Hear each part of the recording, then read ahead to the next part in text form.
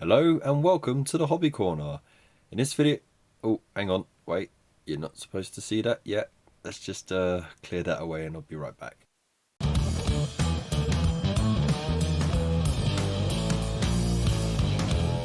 Hello and welcome to the Hobby Corner. My name's Kev and today we are looking at issue 14 of the Imperium magazine. Now I want to say a big thank you to our sponsor for this issue, Mr. Wolfenstone. You absolute bloody legend. Thank you so much for your donation. I know you didn't intend it for this, but because you did make such a generous donation, I thought I'd give you a massive shout out anyway, and dedicate this issue to you. So thank you so much for that. And if you too want to be an absolute fucking legend and make a donation or sponsor an issue, the relevant links will be in the description below. And you get shout outs for the videos and all sorts of things. And while you're at it, why not check out the Buy Me a Coffee membership as well, or the YouTube channel membership, which is now officially live. Hey! So, Merry Christmas, you absolute fucking legend. Now, let's get to this issue. So it was a bit delayed, you know, run up to Christmas and everything. It's a bit mad, but we're on it. And this issue is quite a decent one actually. Now some people, they go, oh, terrain issue, but terrain makes the game so interesting. And if you really want to know what difference a bit of terrain makes in a game, check out the Monday live streams where we do live playthroughs. Up until now, we've had no terrain in the scenarios, but I've been doing a playthrough with and then a playthrough without the terrain. That's printed on the map to see how it affects the game, and it completely changes the dynamic. So with that in mind, let's have a look at the terrain that we get. So here we go, we have an armored container, and these are really good. They're very versatile. I've seen so many conversions for these, for vehicles, trains, like mining carts, buildings, all sorts of awesome stuff. And I've already got a set of 3 from the Conquest magazine, which was the original iteration of these 40k part works. You see I've done some different stuff with that. I kept that one open so you had something to run through. So it looks like something got out, you know, with the little dinks and dangs and stuff. And if you want to see how that's done, the battle damage and stuff, then I'll put the link to the video at the end of this video so you can see how to do that, and also some building tips as well, because they can be a bit fiddly to do.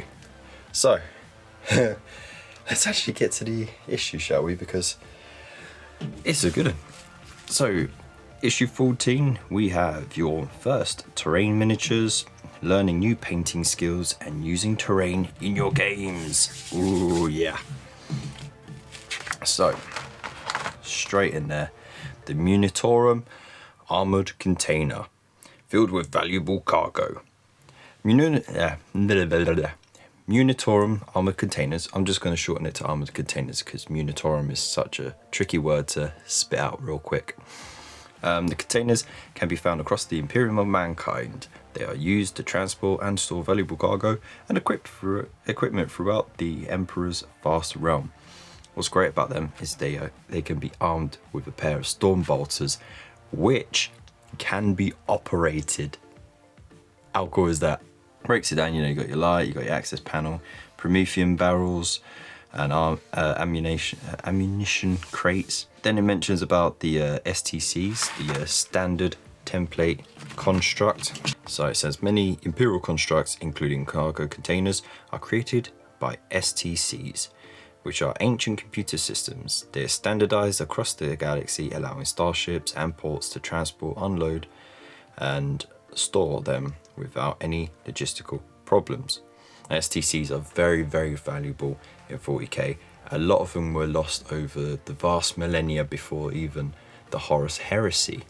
So when any Mechanicus adepts found them, or there was a chance that they found one or they could get their hands on one, they did anything and everything they could to get it, and even more so now, post heresy, in the 41st millennium, when some of the ones that they did find being sort of in enemy hands or lost over the thousands of years since the heresy. So very valuable stuff indeed, and it's helped unlock a lot of lost technology. And then look at this, I love it. It has its own battle record. All right, the terrain has battle record. It's amazing. I love it.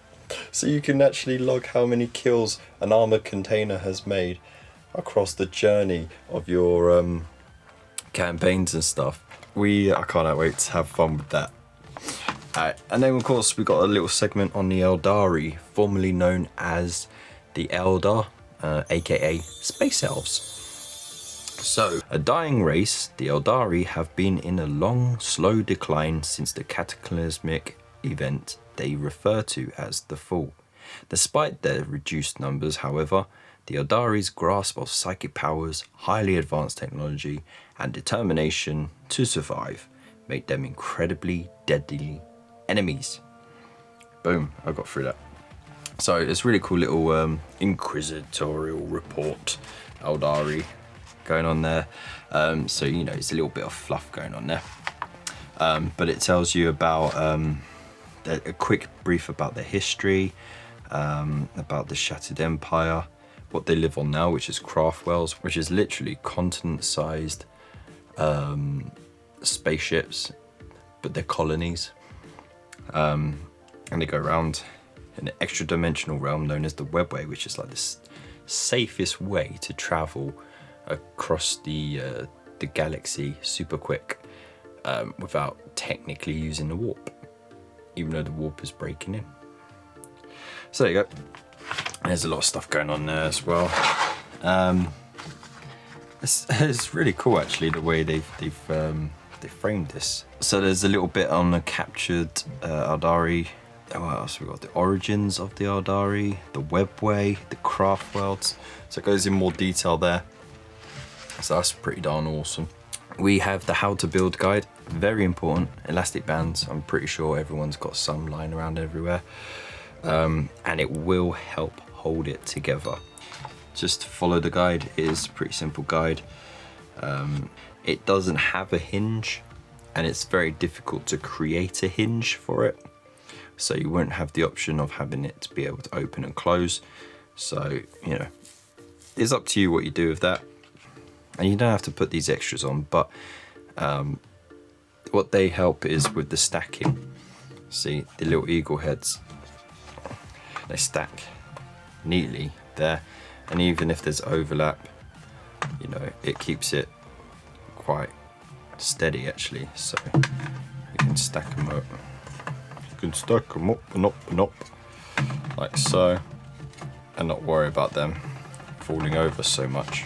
And then of course we paint them up. It's a very different paint scheme to what I know, because before it was, you know, paint them blue, paint the barrels red, and these green. And of course I made variations of that. But like, yeah, dry brushing it. So we're going over about dry brushing with your dry brush. Your dry brush. Filling out little details here and there. It's pretty good. There you go. Colour blue for your ultramarines, ready to go. It's a pretty decent paint job to get it on the table quickly. And then all you'd need to do is do a wash on it, like Agrax Earthshade, give it a dirty look, or if you just want a nice shaded colour, go for Nuln Oil over that, and then just dry brush over it. Job done.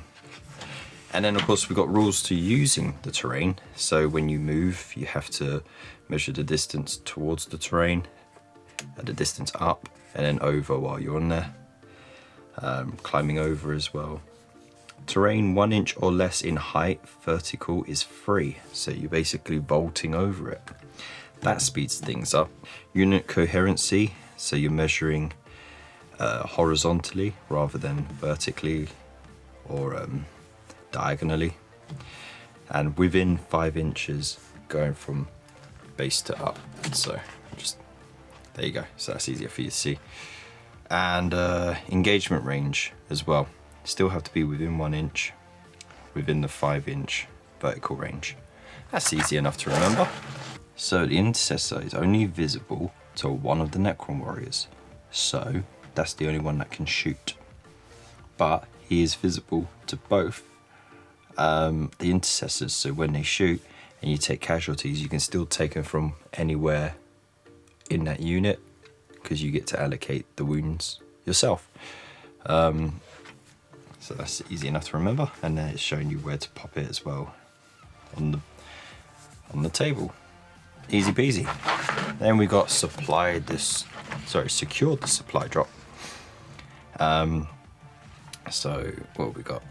We have Necron warriors with Ghast Reapers over there, with the Ghast Flayers over here, and Assault Intercessors over here. Capture the container. That's what the Necron's got to do to stop the Ultramarines from having their supplies, and then Space Marines need the supplies. There's an updated data sheet for the Necron warriors as well, so this contains both weapon options there, and there you go, duke it out. So it seems like a more balanced game really. The player with the most models on top of the container at the end of the Space Marine turn 3 is victorious. There you go. So you're not generating points for holding an objective per turn or anything yet. That will come at a later time, but that's a pretty cool way to introduce it nonetheless. So just need to be on top of that container no matter what. And you'll notice there is no profile to using these storm bolters just yet, but I'm sure that'll come up soon enough. And then issue 15, the dreaded issue that they couldn't print enough of and everyone got greedy about, because who wouldn't? Who wouldn't? 31.50 in Great British pounds, $50 in US dollars, and you're getting it for £9 in an issue. There was bound to be a supply issue for that.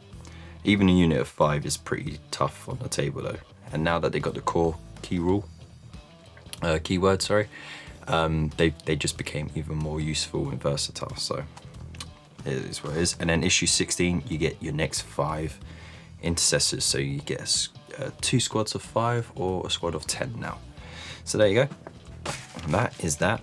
Let me know what you think about this issue, what your thoughts on terrain issues and having terrain rules, or even a battle log for terrain. I mean, that's pretty dope. Big shout out again to Mr. Wolfenstone for being generous. Dude that you are, thank you so much, mate. You're a fucking legend.